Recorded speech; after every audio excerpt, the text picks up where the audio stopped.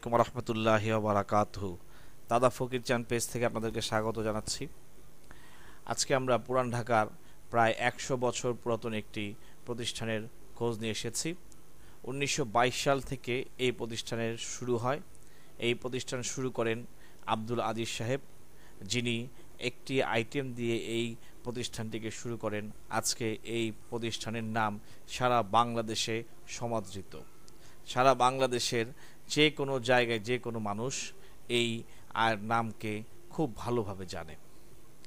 এবং সেই লেবুর শরবত দিয়ে শুরু করা একটি আইটেম দিয়ে শুরু করা আব্দুল আজিজ সাহেব শুরু করেন।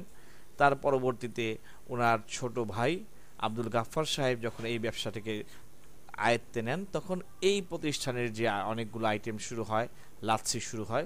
এই লাচ্ছি থেকে শুরু হয়, এই দোকানের নাম শুরু হয় বিউটির লাচ্ছি।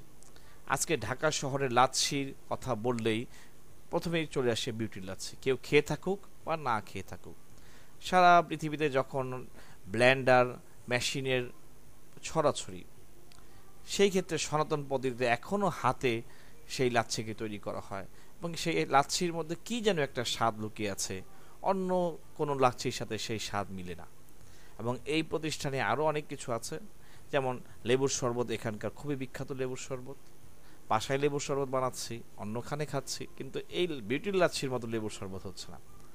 ফালুদাও পাওয়া যাচ্ছে এখানে। ফালুদা স্পেশাল ফালুদা আছে, নর্মাল ফালুদা আছে, যেটাই খান খুব ভালো ফালুদা।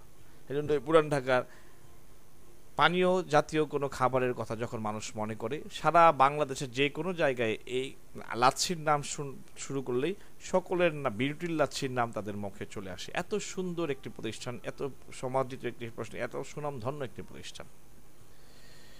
আজকে আমরা দেখব বিউটির লাচ্ছির কি কি আইটেম বিক্রি করে এবং তাদের পরিবেশনার কিছু ধরন আমরা দেখব ইনশাআল্লাহ।